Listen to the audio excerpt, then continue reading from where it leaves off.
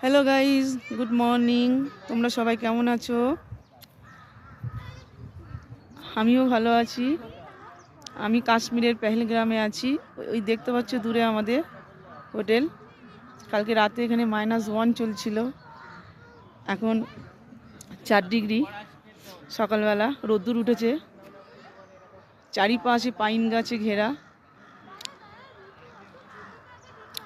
তোমাদের একটু দেখাই, দেখো খুবই সুন্দর জায়গা, অপূর্ব জায়গা। তোমাদের যদি এই ব্লগটা আমার ভালো লাগে প্লিজ কমেন্টে জানিও। যদি কোনো ভুল ত্রুটি হয় সেটাও প্লিজ কমেন্টে জানাবে।